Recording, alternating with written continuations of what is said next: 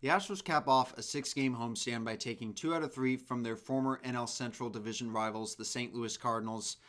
So we've got quite a bit to talk about in this video with Yainer Diaz's impressive series, plus some injury updates on Jose Urquidy, Framber Valdez, and also Kyle Tucker, and also Alex Bregman. So we've got a lot of positives and also quite a bit of negatives, unfortunately, to break down in this series recap. So let's get to it.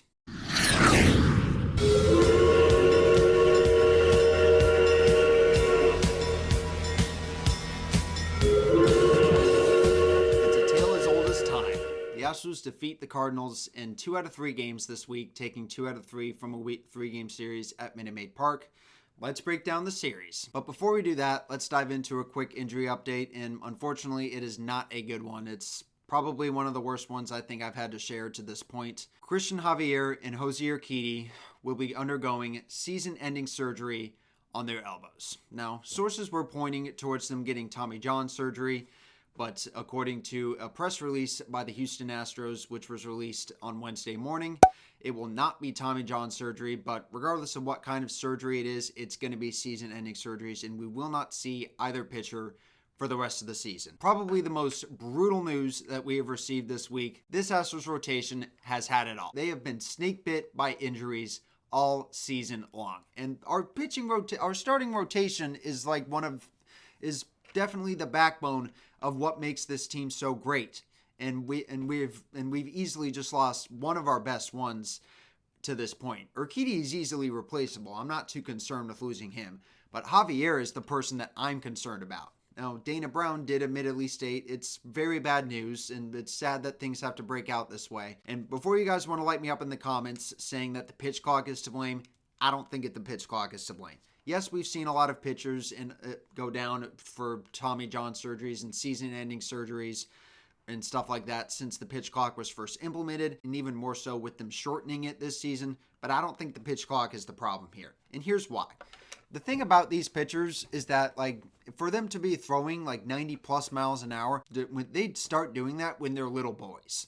Even when they're doing that down in the minor leagues, as they just do this, it just puts stress on their elbows every single day. Now, obviously, some pitchers are stronger than others. Some pitchers, like Justin Verlander, for instance, he's had Tommy John surgery, and he's looking strong. But Jose Urquidy, on the other hand, this will be his second elbow surgery that he's had in his career. He had Tommy John surgery back in, I think, 2017 before making his major league debut a couple years later. Nevertheless, very, very brutal news for this Astros starting rotation. We've got Lance McCullers and Luis Garcia on the way, but they're both still in their rehab processes, and the soonest that even one of them could come back would be late July. So, still a little less than 2 months away. I'm not 100% concerned on this because, off days are very plentiful for the Astros this month, so they can rock with a 5-man rotation consisting of Verlander, Valdez, Ronel Blanco, Hunter Brown, and Spencer Arrighetti. That's certainly one of the best rotations that we can certainly ask for a rotation that's been snake bitten by injuries. And our farm system is looking decent. Continuing on with some other injury updates, we have Kyle Tucker, who in game 1 of this series that I was at, he had fouled off a pitch off of his right shin that he actually does wear a shin guard on. But unfortunately, the pitch actually did not hit him on the shin guard. It actually hit him right above it in the unprotected area. So he did.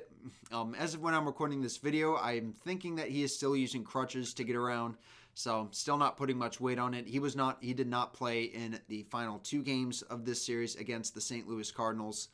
So, hopefully he'll be able to use Thursday's off day to recuperate on that, and then he should be hopefully good to go when the Astros take on the Angels out in Anaheim this weekend. So, obviously time will tell if we're going to need an IL stint for him, but best case scenario is that he'll be able to avoid that altogether. So, Alex Bregman, who was a late scratch from Wednesday's series finale with left hand soreness, he had again gotten hit by a pitch on his left hand last night on Tuesday's game. So, and apparently that soreness was catching up to him today, so he was a late scratch from today's game.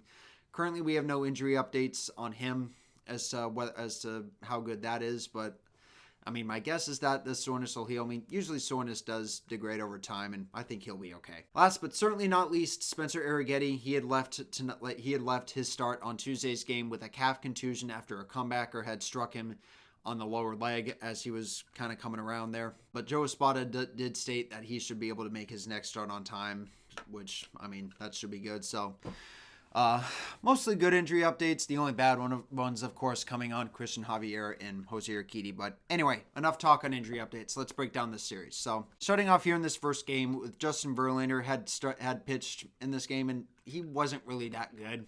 I mean, he was okay, but not the vintage Verlander that we're certainly used to. So starting off here in these first 3 innings, the Cardinals had tagged him for 2 home runs in the first inning to go up 2-0 early. Nolan Arenado had gotten an RBI single off of him, and that would be the score for the Astros going into the bottom of the 3rd inning, when Yordan Alvarez had come up to the plate and smacked a towering 2-run blast into the right field seats to make it 3-2 Cardinals, but the Cardinals would immediately get that run back an inning and a half later, with Nolan Gorman, who had homered off of Verlander back in the first inning, had hit another home run off him to make it 4-2 Cardinals.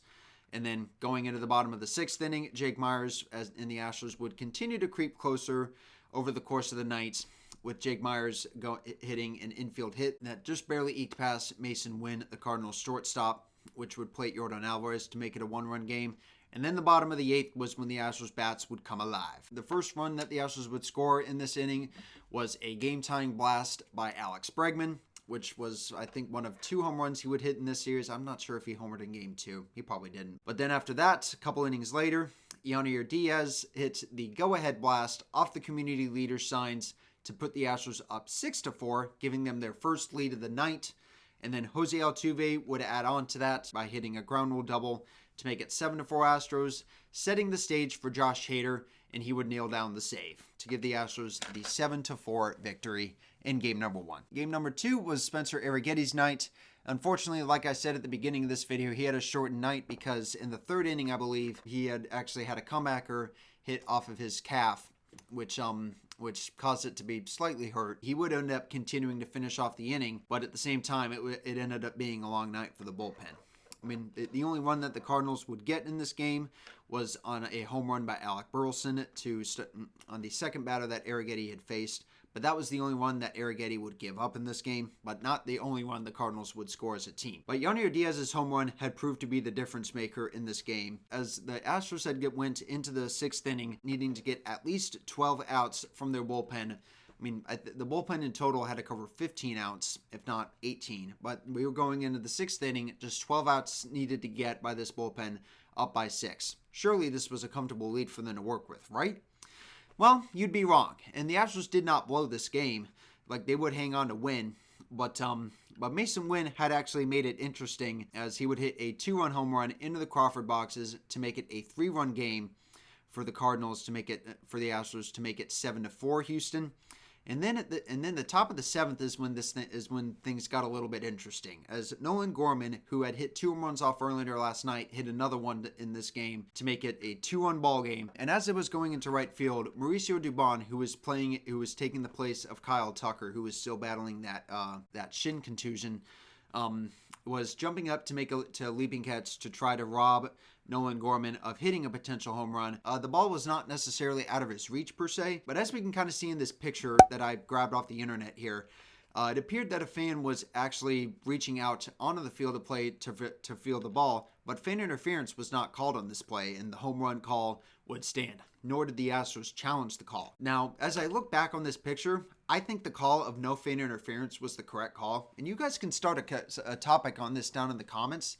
But again, I think the call of no fan interference was correct because A, the ball was over the yellow line, and whenever a ball crosses over the yellow line, it is considered out of play. But it was already over the yellow line into the stands, and it was going to be a home run. A fielder, of course, can still make a catch on a ball that is technically out of play for it to be, and it could still be ruled a catch and not a home run. And then also, the fan, as we can see, nobody actually reached out onto the field of play to attempt to prevent Dubon from making the catch. And so, by rule, fan interference cannot be called here. But despite this, the fan actually was escorted out by stadium security And I think I would have to defend the fan here. I mean, if he's upset that he got escorted out because he got ruled for interference, I mean, I think that stadium security guard should just get fired from his job. I'm just kidding. I wouldn't want to wish that on him.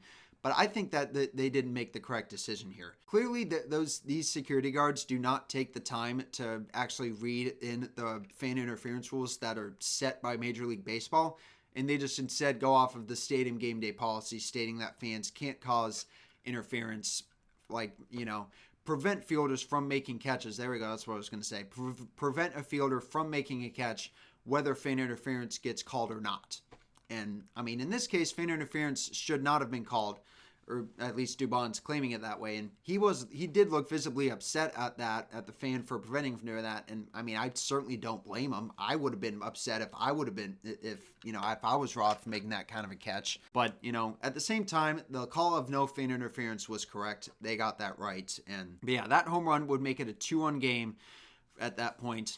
And then the Astros would add on to that late in the game, I believe in the 8th inning or so, with a sac fly to make it 8-5 Astros. And then lastly, going into the 9th inning with Josh Hader pitching 3 of the last 4 days, Joe Espada decided to give him the night off and consulted with a rather struggling Ryan Pressly.